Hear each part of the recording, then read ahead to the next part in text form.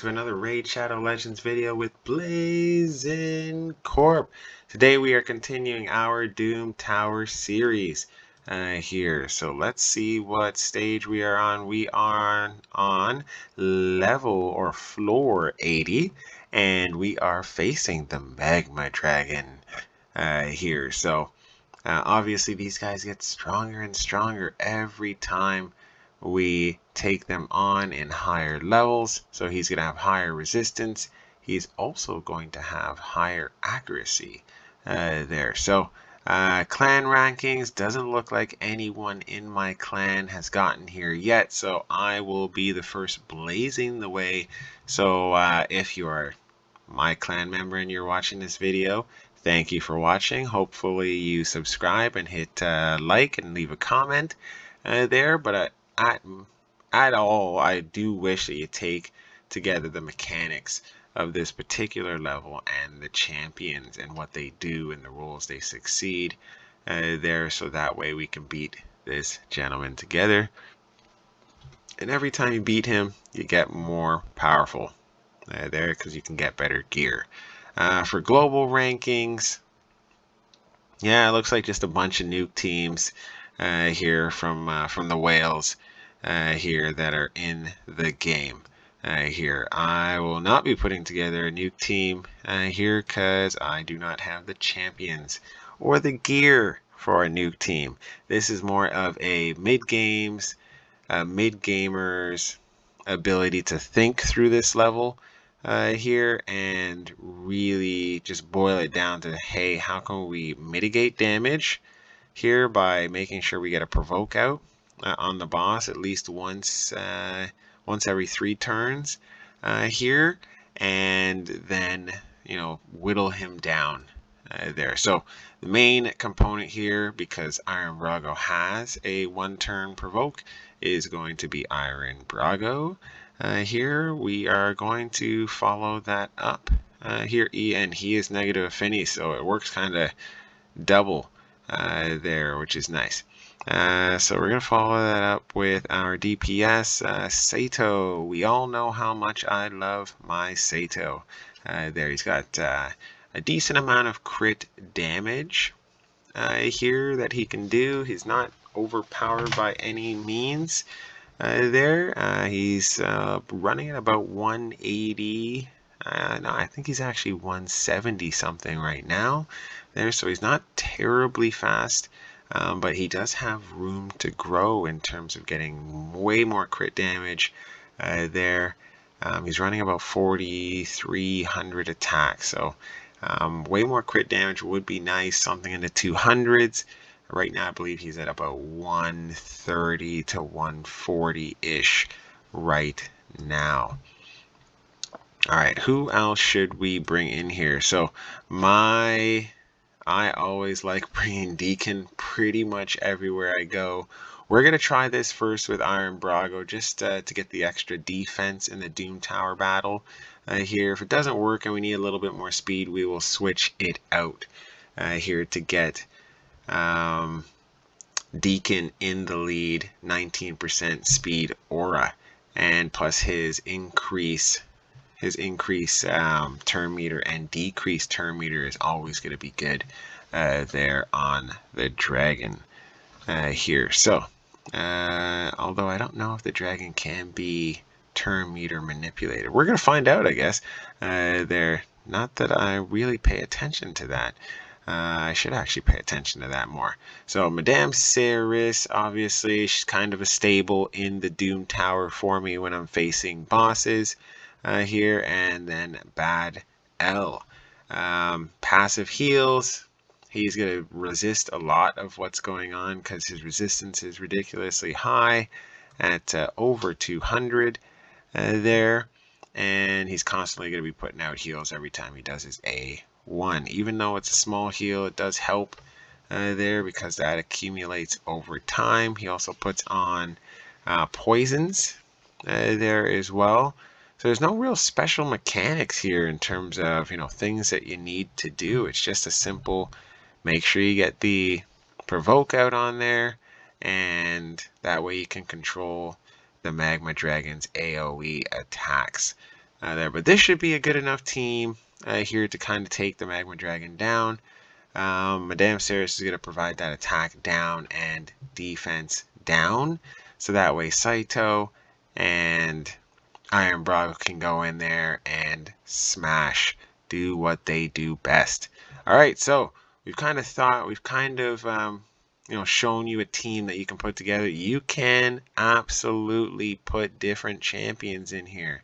You could get a Reliquary Tender in here for Bad L.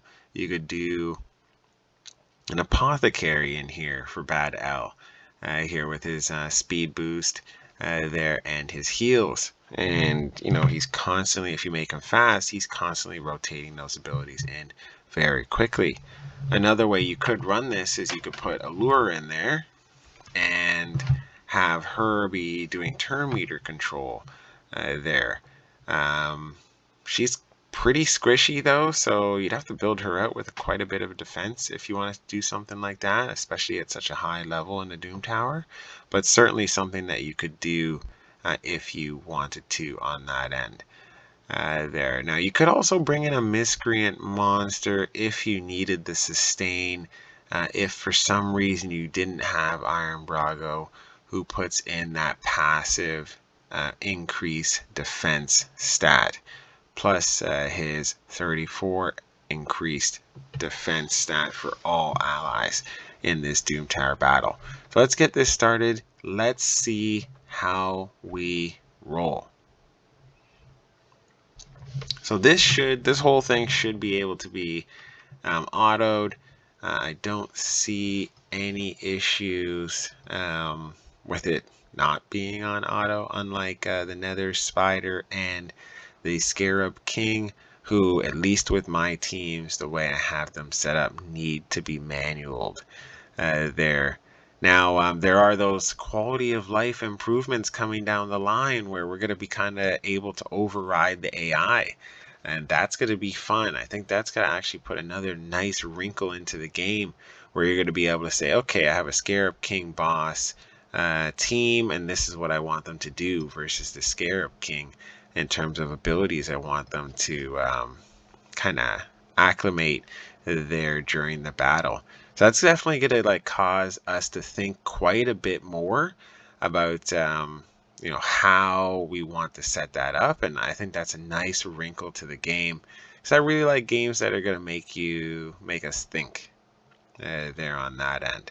So this is a two-pronged kind of thing going on here. So Bad L is actually Brago's negative affinity there, but his damage is based on defense, so he's still going to hit really hard because he actually puts out an increased defense there. And yeah, this wasn't really much of a level. Here you can see we kind of smashed through that, Iron Brago being the MVP of this particular battle, and then Saito coming in a nice second there. Alright, so you can kind of see how we set this up for the build.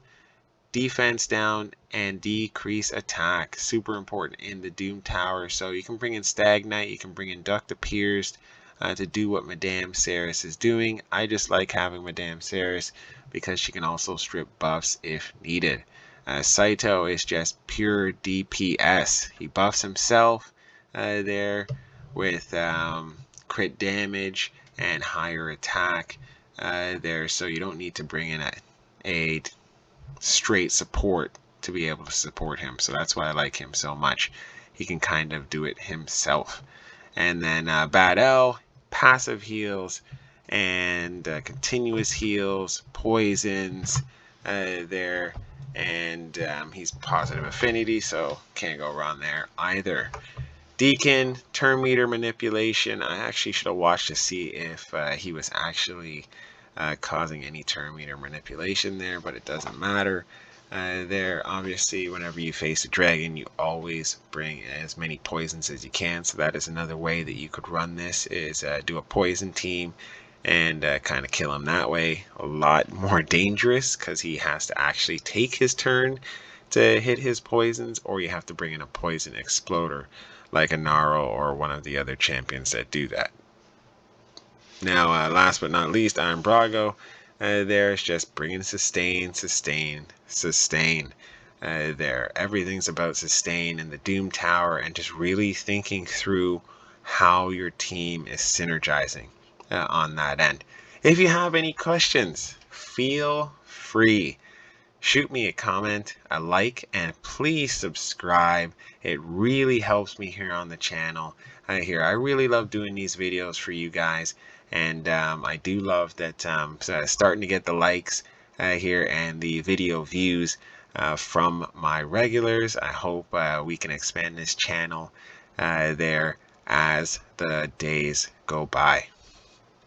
All right, so we will see you again soon in our next video, probably in a day or two, here for the next secret room there. Hopefully it's not too hard, and the next boss on our way to our date with the Frost Spider.